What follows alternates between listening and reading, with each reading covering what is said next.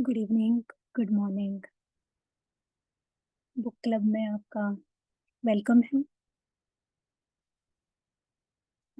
तो आज तक हमने जो देखा उसे रिवाइज करते हैं। शुरुआत हमने की कि कैसे प्रकृति, कुदरत हमारी मित्र है और जो भी हमें दर्द की संवेदना या अनुभव जो होते हैं वो कुदरत हमें एक सिग्नल दे रही है कि आपके पोस्चर में कुछ प्रॉब्लम है।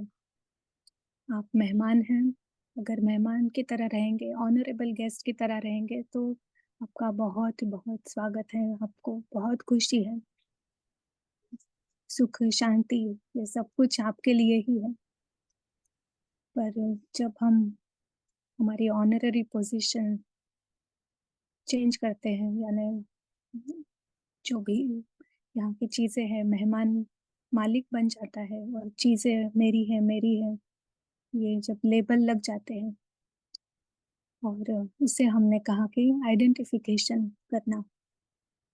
कल हमने देखा कि एक तो आइडेंटिफिकेशन करते हैं भौतिक चीज़ों से और दूसरा है कि ये भौतिक चीज़ों के पीछे भागते-भागते जब हम थक जाते हैं या सुख का अनुभव कम होने लगता है, तो ये जो शरीर के जो सेंसेस हमें है, उसका पीछे का कारण है कि हम इस सृष्टि का के बारे में जानकारी ले सके, आत्मा उसे जान सके।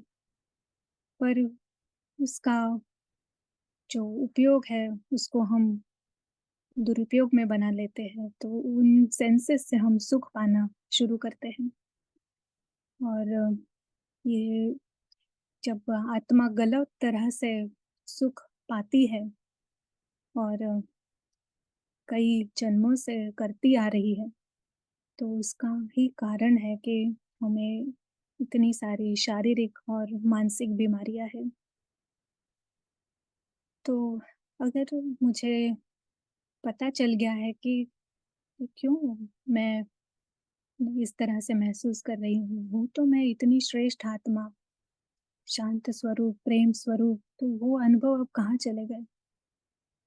मतलब अगर जान गई हूँ कि ये जो गलत आइडेंटिफिकेशन जो चलते-चलते हमने बना लिए हैं, वही एक कारण है। तो अब इस कारण से हमें दुःख मिल रहा है, पर और भी कोई मार्ग है कि हम एक होता है दुःख से एक तो मार या फिर एक बुद्धि से हम कोई भी चीज़ सॉल्व कर सकते हैं।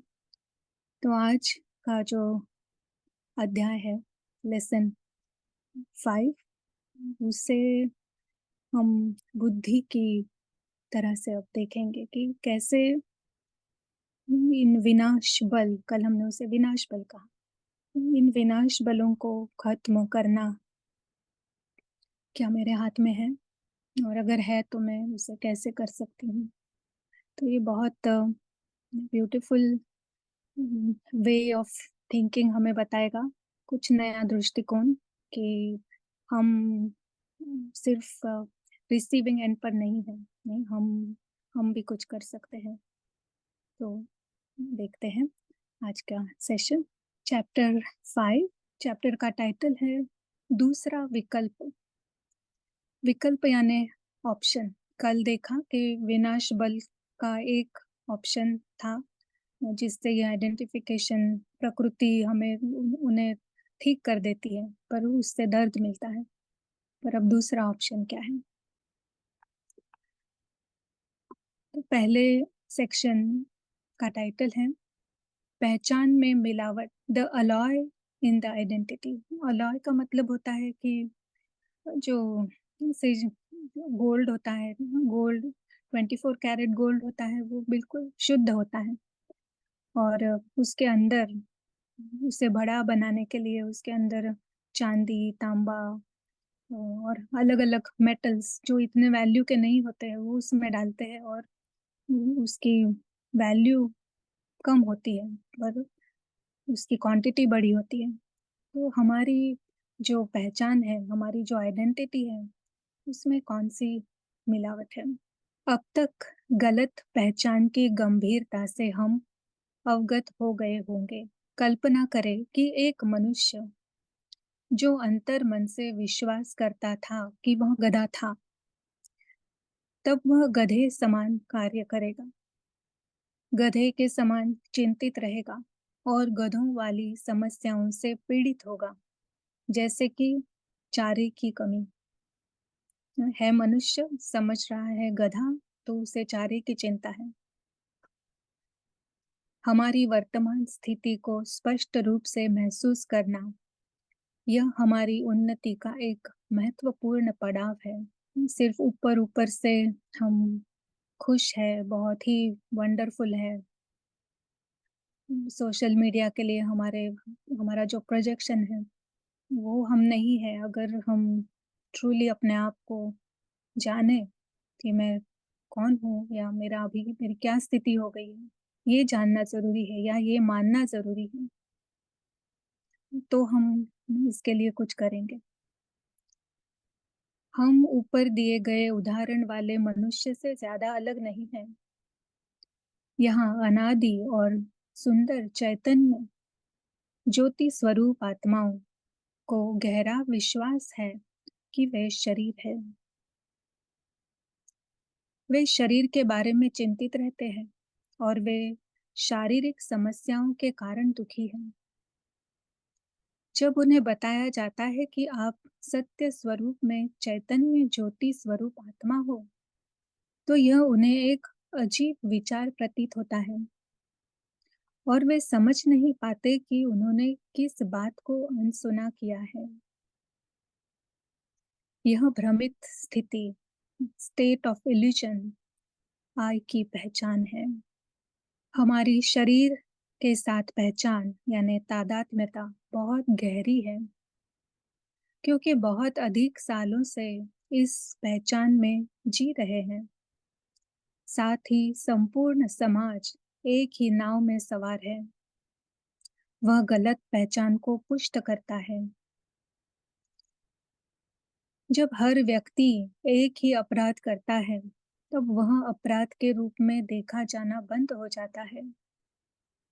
भले ही कोई जानता भी है कि झुंड कत्ल खाने की तरफ जा रहा है, फिर भी उस झुंड से बाहर होने के लिए हिम्मत की जरूरत होती है।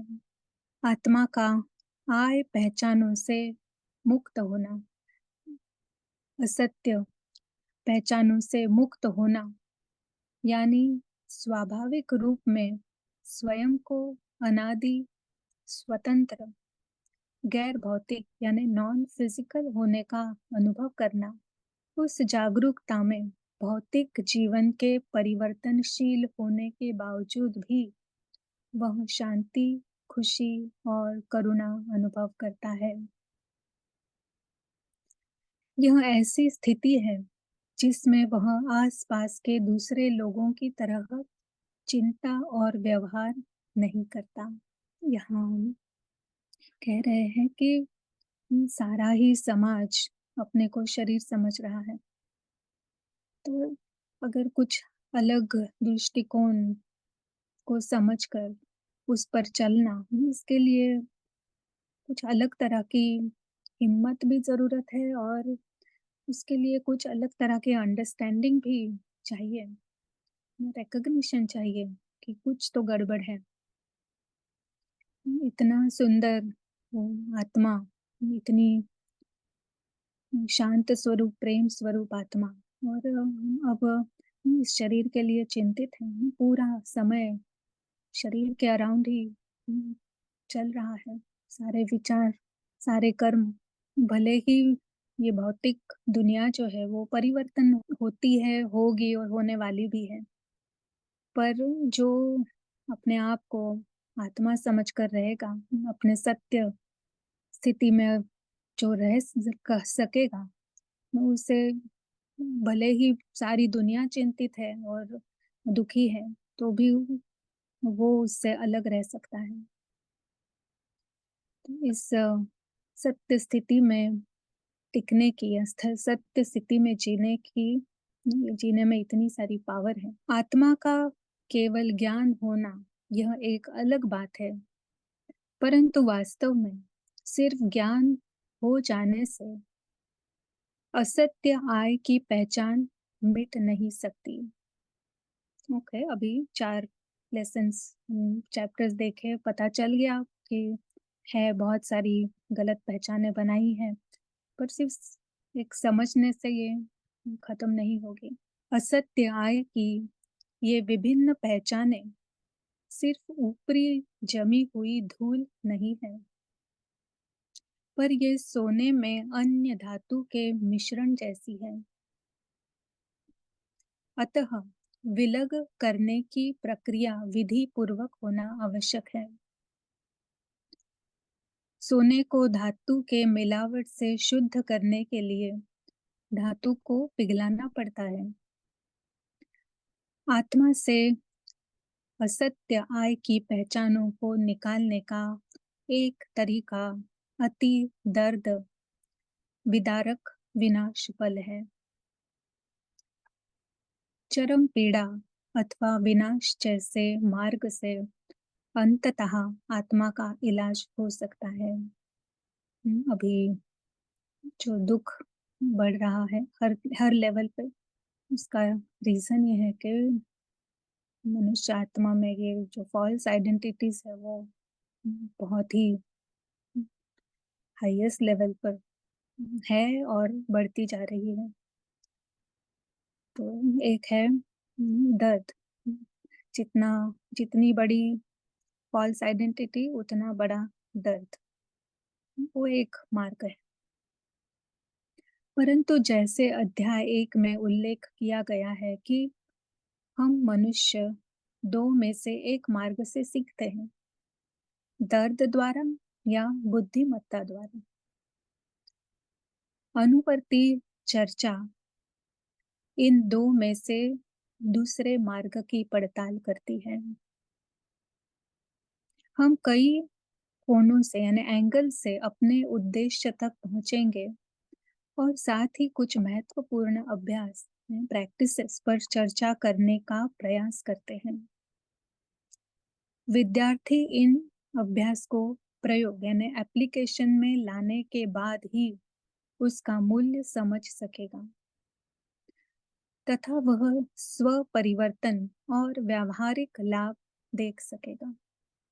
एक हमने टच किया था कि मेहमान हूँ, ट्रस्टी हूँ, एक है समझना, बट अगर हम उसका थोड़ा भी अगर अभ्यास करते हैं, अगर सही रीति से अभ्यास करते हैं तो बहुत ही जल्द लाइटनेस का अनुभव होगा।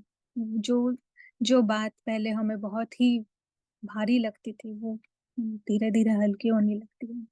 पर अगर अभ्यास नहीं करेंगे तो उसका कोई असर दिखाई नहीं देगा। तो ये ऐसे ही इस अध्याय में जो भी प्रैक्टिसेस है, अगर प्रैक्टिसेस करेंगे तो उसकी जो वैल्यू है वो पता चलेगी। किसी भी एक अभ्यास को प्रयोग में लाने से दूसरे अभ्यास आसान हो जाएंगे और वे एक दूसरे के पूरक हो जाते हैं, तो सभी एक दूसरे को हेल्प करते हैं। इसलिए कोई किसी पर भी निर्भर होकर एक या दूसरे पर अधिक जोर दे सकता है और आवश्यकता अनुसार जिस समय जो ठीक लगे उस हिसाब से इनमें से किसी भी अभ्यास को किया जा सकता है। अभी ना अभ्यास है, करने हैं, पर अभी पहले लक्ष्य देखेंगे। सेक्शन है, उसका टाइटल है लक्ष्य यानी ऑब्जेक्टिव। ये अभ्यास के ऑब्जेक्टिव्स क्या हैं? एक स्टडी है, इसे स्कूल कॉलेज में करते हैं। कल की चैप्टर में भी हमने इस इमेज को देखा था। हमने इसे कहा था कि ये हमारी मन की सेल्फी या साइकी का चित्र है। हमारे मन के अंदर क्या हो रहा है ये दिखाने की यहाँ पे कोशिश है। चित्र 14A व्यक्ति की वर्तमान मानसिक स्थिति दिखाता है। वहाँ असत्य आय की पहचानों का प्रभाव प्रबल है और सत्य आय की पहचान अंश मात्र रह गई है। साथ ही कुछ असत्य आय की पहचानें अधिक बढ़ती जा रही दिख रही है। चित्र 14 भी हमारी मूल सत्य पहचान की पहचान दर्शाता है, जो हमारी वास्तविक क्षमता है। हमारा लक्ष्य अपनी पूर्ण क्षमता को प्राप्त करना है। यहाँ जो प्रमुख सूत्र उपयोग किया गया है वह यह है कि अधिकाधिक समय सत्य आय की पहचान में रहना, सत्य आय की पहचान में शांति और आनंद का अनुभव करना और असत्य आय की तरफ लेकर जाने वाले अचेत बहाव से तथा असत्य आय की पहचानों को पोषित करने वाले सुखों से स्वयं को रोकना। तो दोनों देखना है ना, सिर्फ सुखों को रोकना अगर करेंगे तो आत्मा बेचैन हो जाएगी। तो एक सोर्स अगर बंद कर रहे हैं तो दूसरे सोर्स को हमें खोलना होगा। तो सत्य आय की पहचान में रहकर आनंद और शांति का अनुभव करना और जो असत्य, जो गलत आइडेंटिफिकेशन से हम अपने आप को सुखी कर रहे थे, उन्हें उनसे बचना, ये दोनों ही याद रखना है। अगर एक ही याद रखेंगे तो ये अभ्यास फिर खुशी नहीं देगा। जब हम अधिकाधिक समय सत्य आय की पहचान में रहते हैं और उस स्थिति में रहकर खुशी का अनुभव करते हैं, तब सत्य आय की पहचान गहरी हो जाती है और उस पहचान में रहना अधिकाधिक स्वाभाविक हो जाता है। जैसे प्रकाश बढ़ता है तो अपने आप अंधियारा गायब हो जाता है। हमें अंधकार को हटाने के लिए अलग से कोई प्रयत्न नहीं करना पड़ता है। उसी तरह से सत्य आय की पहचान बढ़ती जाती है, असत्य आय की पहचानों का प्रभाव घटता जाता है। अंत में सिर्फ इसी दृढ़ता यानी परसिस्टेंस से हम सत्य आय की पहचान संपूर्णता से प्राप्त कर लेंगे, जैसा कि चित्र 14 बी में दिखाया है। इसी लक्ष्य की तरफ बढ़ाने वाली विभिन्न मार्गों को हम आगे विस्तार से समझेंगे। तो क्लियर है ना, ये जो चित्र हम देख रहे हैं, तो यहाँ पे जो ए है उसमें जो हमारी सत्य पहचान है कि मैं आत्मा हूँ, ये बिल्कुल ही ज्ञान की रूप से ही बाकी है, उसका कोई भी अनुभव नहीं है और सारे अनुभव इन असत्य आइडेंटिटी से हम कर रहे हैं। और यहाँ पे जो आई दिखाया उसके अराउंड जो 2-3 सर्कल्स है, तो वो बता रहा है कि उस आइडेंटिटी से हम अपने आप को सुखी बना रहे हैं। ठीक है, आगे उसका उसके बारे में है तो तब उसे देखेंगे। और कोई आई डार्क में है असत्य पहचान और कोई थोड़े लाइट है, छोटे हैं। तो वो अनेक असत्य आइडेंटिटीज हैं। कोई कोई बहुत ही हल्की है, कोई गहरी है, कोई बढ़ रही है। और जो बी है वो है हमारा लक्ष्य कि सुख शांति की महसूसता करने के लिए हमें कोई भी असत्य आइडेंटिटी पे डिपेंडेंट रहना जरूरी नहीं है। सत्य आय ही आत्मा को भरपूर कर रहा है। तो नेक्स्ट सेक्शन है आत्मा और शरीर, सोल एंड द बॉडी। आज के युग में यदि हम लोगों की विभिन्न पहचानों का अध्ययन करेंगे तो पाएंगे कि उनकी सबसे मुख्य पहचान शरीर के साथ जुड़ी हुई है। हर एक अपने बारे में शरीर की रचना के आधार पर सोचता है। आकार, लिंग यानी जेंडर, रूप, ढंग यानी पोस्चर इत्यादि।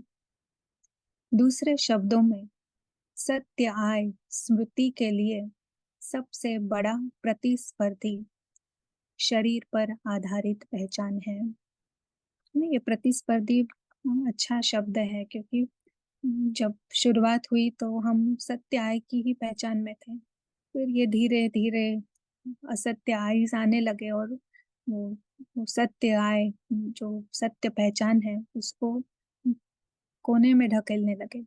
और ये अनेक अनेक असत्य आय ने जैसे पूरा ही साम्राज्य बना लिया हमारे मन में। तो वो बड़ा प्रतिस्पर्धी है, कौन सा, कि मैं शरीर हूँ। पे हिंदी ग्रामर से इसको देखने का प्रयास है, बहुत ही अच्छी तरह से हम समझ सकते हैं उस दृष्टि से देखेंगे तो। जिस तरह बोल चाल में उत्तम पुरुष यानी फर्स्ट पर्सन, मध्यम पुरुष सेकंड पर्सन और अन्य पुरुष थर्ड पर्सन के शब्द इस्तेमाल करते हैं। उत्तम पुरुष यानी मैं, सेकंड थर्ड यानी तू या आप, वो, ये जो हम शब्द यूज इस्तेमाल करते हैं। तो उसी प्रकार से हमारी वृत्ति और दृष्टिकोण में हम कुछ वस्तुओं को उत्तम पुरुष, मध्यम पुरुष और अन्य पुरुष के जैसा ही मानते हैं। जिन व्यक्ति अथवा वस्तु के ऊपर हम पहचान बनाते हैं, उनसे अक्सर हमारी धारणा में उत्तम पुरुष यानी फर्स्ट पर्सन के रूप में ही व्यवहार किया जाता है। जिनके प्रति हमारा दृष्टिकोण या वृत्ति मध्यम पुरुष या अन्य पुरुष की होती है, उनके ऊपर समान तीव्रता से पहचान बनाने की संभावना कम होती है। भी इसके लिए एक इमेज भी है, तो देखेंगे। जो मेरा मेरा जो हम कहते हैं, सभी को हम फर्स्ट पर्सन में देख रहे हैं। तो व्यवहार भी उनका जैसे वो मैं ही हूँ ना, इस वृत्ति से होता है। जैसा मेरा एक्सटेंशन है ना, उतनी तीव्रता होती है उनके उनके साथ के दृष्टिकोण में। तो अब इस चित्र को देखते हुए, उदाहरण के तौर पर, जब व्यक्ति कहता है कि मैं कुर्सी पर बैठा हूँ, तब कुर्सी अन्य पुरुष के दृष्टि से देखी जा रही है और वह कुर्सी के साथ पहचान नहीं बनाता है। हालांकि हम देख सकते हैं कि उसने शरीर के साथ पहले से ही पहचान बना ली है, क्योंकि सच में तो शरीर कुर्सी पर बैठ रहा है और वह शरीर के लिए मैं शब्द इस्तेमाल कर रहा है, अर्थात वह शरीर के लिए उत्तम पुरुष सर्वनाम यानी प्रोनाउन लगा रहा है। मैं कुर्सी पर बैठ रही हूँ, है तो शरीर बैठ रहा है, हम कह रहे हैं मैं। यदि हम शरीर के साथ बनी हुई पहचान को तोड़ना चाहते हैं, तो हमें शरीर को अन्य पुरुष या मध्यम पुरुष की श्रेणी में लाना होगा।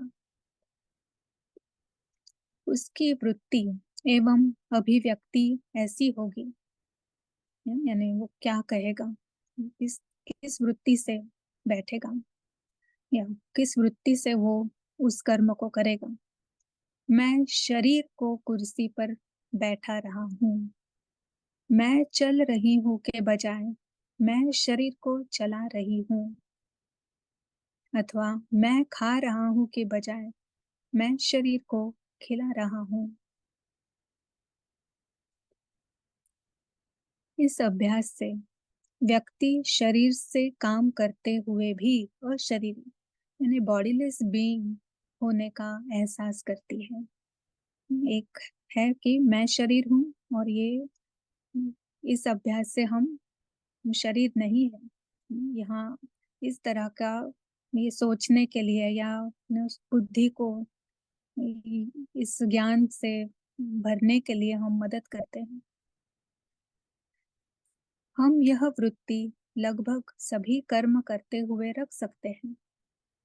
उदाहरण के लिए कोई स्वयं को कह सकता है, यह शरीर यहाँ आराम कर रहा है, मैं अब शरीर को जगा रही हूँ, मैं उसे घुमा रही हूँ, मैं इसे चला रही हूँ, इत्यादि। यह ऐसा है कि कोई शरीर के पीछे खड़ा होकर शरीर को अन्य पुरुष की दृष्टि से देख रहा है। आर्टिफिशियल लग सकता है, पर बहुत जबरदस्त अभ्यास है ये, बहुत पावरफुल अभ्यास है। नहीं, अपने आप को नहीं, इस शरीर से अलग देखना। जैसे ये इमेज है, इसमें बहुत सिंपल रीति से हम देख सकते हैं कि आत्मा देख रही है इस शरीर को।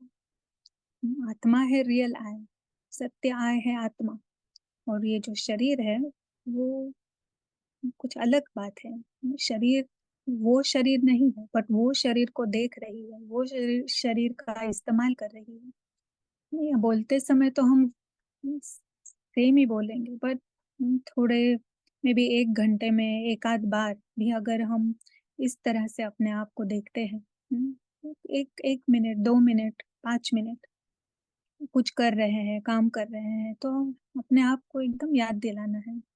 क्योंकि हम उस काम में इतना गुम हो जाते हैं कि लगता है मैं ही कर रही हूँ, नहीं सब कुछ मैं नहीं, कर रहा है शरीर, आत्मा देख रही है, आत्मा अनुभव कर रही है।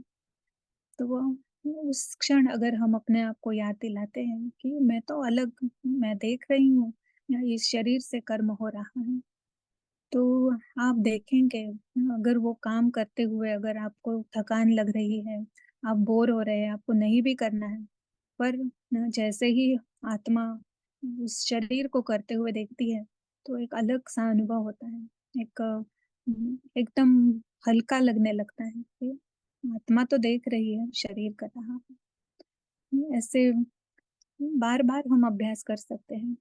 इस अभ्यास से हमारा हम शरीर है ये भान टूटता जाता है, और इससे एक प्रैक्टिकली जो होता है वो है कि अगर शरीर में कोई दर्द भी हो रहा होता है, और उस समय अगर हम ये अभ्यास करते हैं, तो उस दर्द की महसूसता भी 90% कम हो जाती है। क्योंकि अब तक हम समझते हैं कि मैं शरीर हूँ, तो शरीर को जो हो रहा है वो 100% आत्मा अनुभव कर रही है।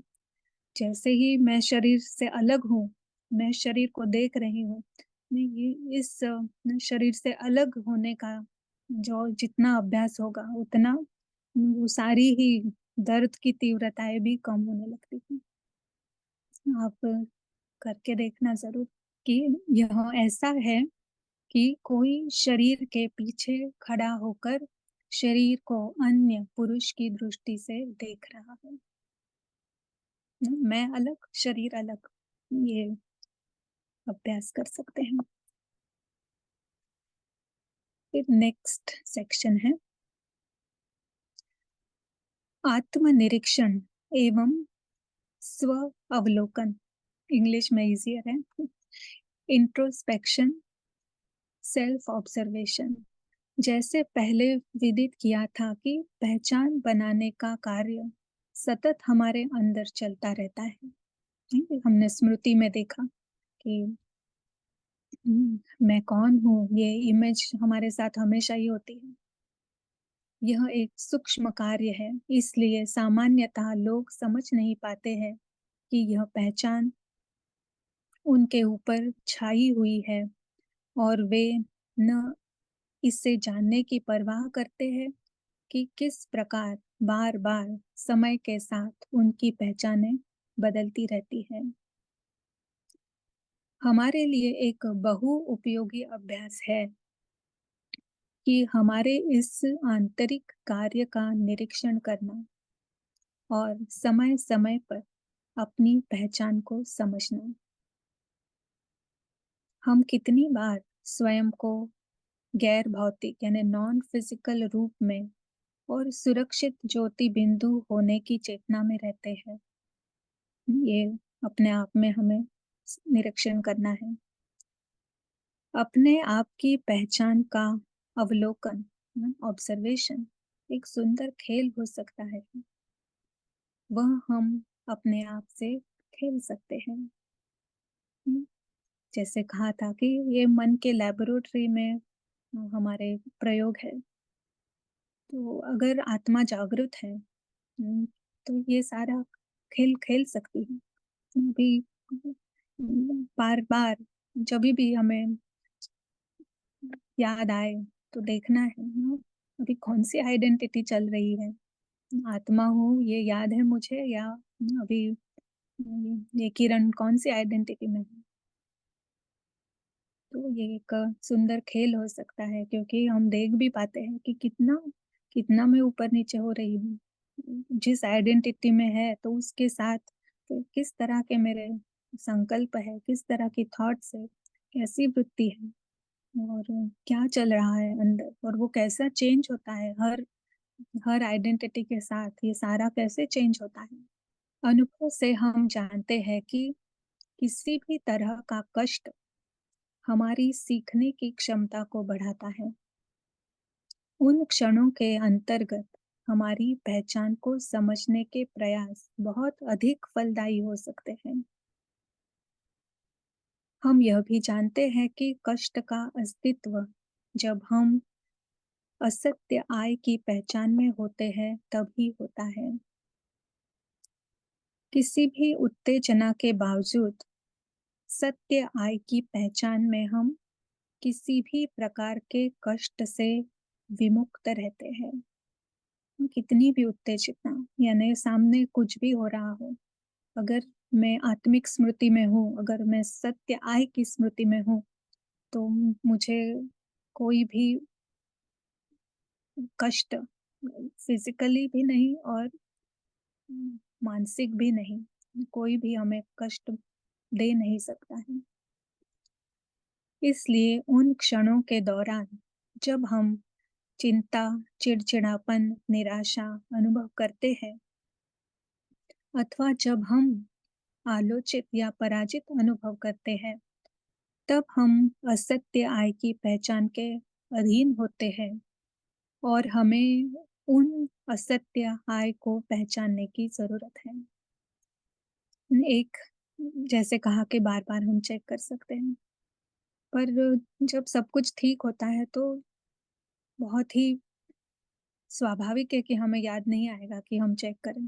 पर अगर कोई भी अंदर से ऐसा ऐसा हो रहा है कि हम अशांत महसूस कर रहे हैं, ठीक नहीं लग रहा है, निराशा, चिंता, क्रोध कुछ भी हो सकता है, तो उस समय एक एक होगा कि हम सोचेंगे कि इसके कारण मुझे ये हुआ, ये इसने ऐसा क्यों किया, ये ऐसा कुछ कोई करता है क्या, या अनेक कारण ना हम हमेशा बाहर देखते हैं कि मेरी इस स्थिति का कारण क्या हुआ, क्या है। तो अभी हमने कहा कि स्व निरीक्षण करना है, तो अभी हम अपने अंदर ही देखें कि कौन सी गलत पहचान है कि जिसके कारण ये अनुभव मुझे हो रहा है, ये आत्मा अनुभव कर रही है इस तरह की इमोशन। तो अगर वो पहचान लेंगे तो अभी आगे बताते हैं कि क्या कैसे उसका लाभ है। और ये भी जरूर है कि अगर कोई भी निगेटिव इमोशन का अनुभव हो रहा है, यानी आत्मा कोई असत्य पहचान में है, अगर आत्मा सत्य पहचान में है तो ये हो नहीं सकता है। तो अगर हम चेक करेंगे, जितना सूक्ष्मता से हम उसे चेक करेंगे, हमें वो जरूर नजर आएगा। पर उसके लिए हमें अंदर देखना होगा। बाहर ही देखेंगे तो अंदर की बात अंदर ही रह जाएगी, हमें पता ही नहीं चलेगा, और ऐसे फिर ऐसी परिस्थितियां आती ही रहेगी, और बार बार हम उन इमोशन से गुजरेंगे। जब कभी हम असत्य आय की पहचान अंकित करते हैं, यानी देख लेते हैं, अपने आप उसकी विषमता यानी कॉन्ट्रास्ट दिखती है और सत्य आय की पहचान एवं हमारी सुरक्षा याद आती है। तब हम सत्य आय के शांति और सुरक्षा मंच से असत्य आय को अन्य पुरुष के समान देखने में समर्थ होते हैं। उन क्षणों में असत्य आय का विनाश हमारा विनाश प्रतीत नहीं होता है। तत्काल हम चिंता, क्रोध या निराशा से मुक्ति का अनुभव कर सकते हैं। इस प्रकार असत्य आय का अवलोकन यानी ऑब्जर्वेशन अधिक महत्वपूर्ण है और यथार्थ अवलोकन कर पाना आधा जंग जीतने जैसा है।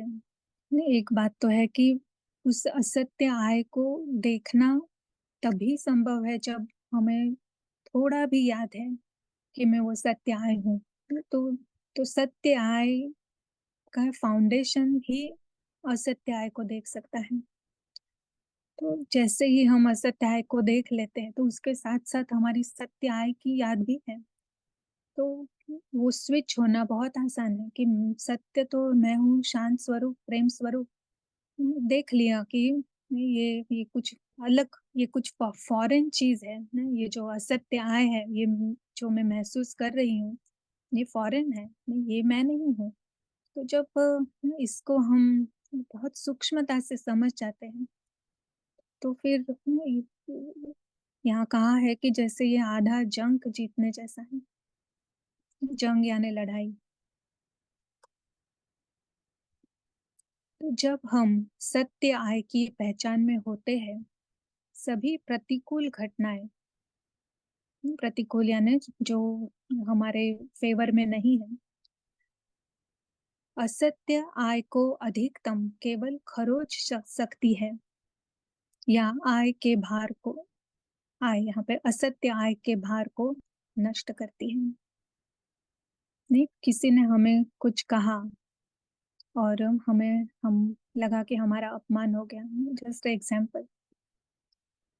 तो अगर उस समय हम देखें कि वो कौन-सी असत्य पहचान है कि जिसको स्क्रैच हो गया है और उस कारण मैं अपमान महसूस कर रही हूँ। तो न केवल एक सेंसेशन आ सकता है कि अपमान हो रहा है, बट अगर इमीडिएटली हम चेक कर ले कि ये असत्य पहचान है और इस कारण मुझे ऐसा अनुभव हो रहा है, तो जैसे वो एक सिर्फ खरोच की तरह है। या फिर अगर देख लिया और इमीडिएटली अगर उसको हमने स्वीकार कर लिया कि ये मैं हूँ ही नहीं, मुझे क्यों उसका अपमान लग रहा है? मैं तो सत्य आय हूँ, मैं तो आत्मा हूँ, शरीर तो हूँ ही नहीं। ये सब कुछ मैं हूँ नहीं। तो वो एकदम वो असत्य आइडेंटिटी गायब भी हो सकती है। परंतु आत्मा उस बात में खुश रहती है और आत्मा की वृत्ति यह होगी कि मैं जो हूँ वही रहूंगी। मैं वंचित नहीं हो सकती, मैं सिर्फ मुक्त हो सकती हूँ। वंचित यानी मैं ये दुख वुख लेना, चिंता करना, ये मैं नहीं कर सकती हूँ। मैं तो सिर्फ अब सब इन इसमें से मैं मुक्त हो सकती हूँ। मेरा ध्येय ही वो है, मेरा लक्ष्य ही वो है। अगर इस वृत्ति से हम कोई भी परिस्थिति को देखेंगे जो अनफेवरेबल है, तो बहुत आसानी से उसमें से निकल सकते हैं।